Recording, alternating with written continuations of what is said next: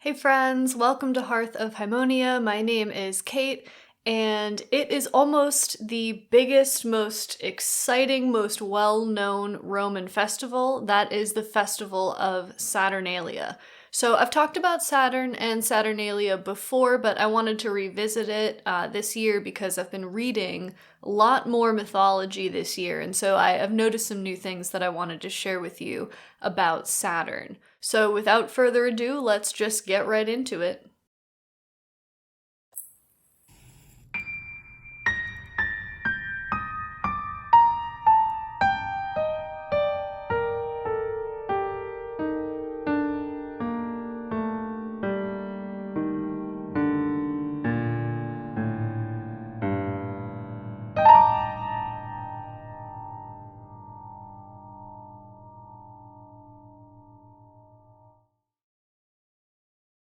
The festival of Saturnalia is one of Rome's most popular festivals, if not the most popular festival celebrated in ancient Rome in both Republican and imperial times. It's a long-running festival dedicated, as you could imagine, to the god Saturn, who is a god of time, a god of agriculture. We'll get into some of that stuff in a little bit. On the literary side of things, we have a few authors that mention Saturnalia. Ovid does not mention this holiday, but he does talk a little bit about Saturn in his Fasti. And then the other sources that we have for this holiday are Lucian, who writes a few different little kind of showpieces about Saturnalia, and then Macrobius, who writes a long treatise about Saturnalia, but it's much later.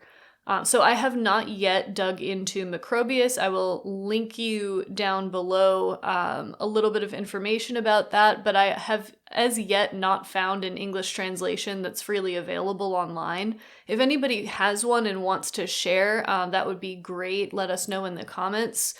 But otherwise, I have yet to kind of piece through the original and see what might be in there. Maybe that's a next year project. But Lucian tells us a lot. So this is Lucian of Samosata. He's writing in the 2nd century CE, so even he's a little bit late for what we normally talk about over here. But that's okay, he's still a great source of information. He writes a lot of different genres, mostly satirical, funny kind of stuff, and that's really what his Saturnalia pieces are about. His most famous work on this topic is a dialogue between this priest of Saturn and Saturn himself. And he's writing in Greek, so he uses the name Kronos, but Kronos and Saturn are the same god. So the priest is talking to Kronos and asking him questions about himself, his mythology, and the Saturnalia festival. So that's a really great resource. I'll link the English for that down below. And I would encourage you to read through that if you want to know some of the details of this holiday, or if you're looking for something to read in December. So in this piece, the god Saturn, the god Kronos, talks a little bit about the Saturnalia festival. And this is what he says. So I'm quoting from the translation that I'm linking down below. He says, "Mine is a limited monarchy, you see. To begin with, it only lasts a week. That over, I am a private person, just a man in the street. Secondly, during my week, the serious is barred, no business allowed. Drinking and being drunk, noise and games and dice, appointing of kings and feasting of slaves, singing naked, clapping tremulous hands, and occasional ducking of corked faces in icy water.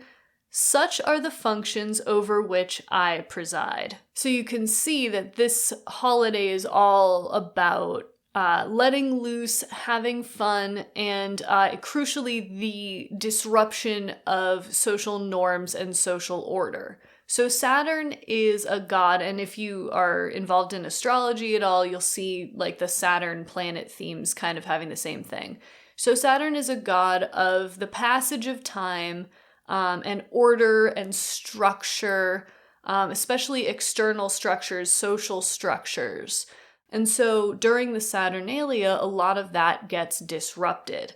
And maybe the most significant representation of this theme is the disruption of the usual order of slavery. So the unfortunate reality of ancient Rome is that it was a slave society, and so you had people without citizenship rights, people who were, kind of kept more strictly than other people, than free people. And so in the days of the Saturnalia, people who were enslaved had an opportunity to speak freely without retribution, without punishment, or anything like that. They were allowed to feast, and a lot of times the masters would serve the feast. So this is a major, major change in the social order, and that really kind of just represents what Saturnalia is all about. And just to put a pin on the issue of slavery, I want to read to you from this late account.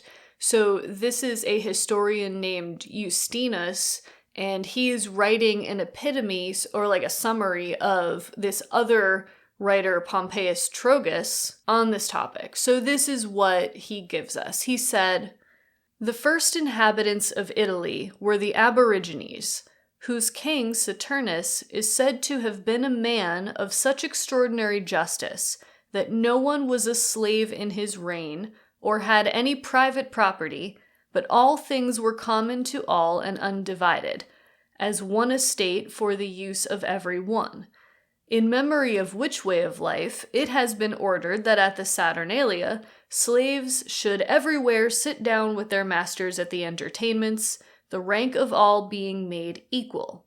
So this is much later, and it is taking the mythology and kind of like fitting it onto pre-existing holidays and pre-existing gods. So I don't want to take this as kind of evidence of like the origin of Saturnalia or anything like that, but I read it to you just to kind of like show what the attitude about this was. The Romans, over time, and Ovid talks a little bit about Saturn having come to Italy, actually landing in Rome, like before Rome existed, and meeting the god Janus there. So Saturn kind of is conceived in this way where he's like an Italian god, or like an Italian transplant, basically, a god from elsewhere that came to Italy. And then over time gets humanized, as a lot of things, as the centuries go on, everything gets humanized. And so Saturnus becomes this old Roman king, or old Italian king, who ruled over this idyllic society where there was no private property and no slavery. So it's kind of like an idealized picture of the ancient past, and a sort of like aspirational goal. Everything was better while Saturn was king.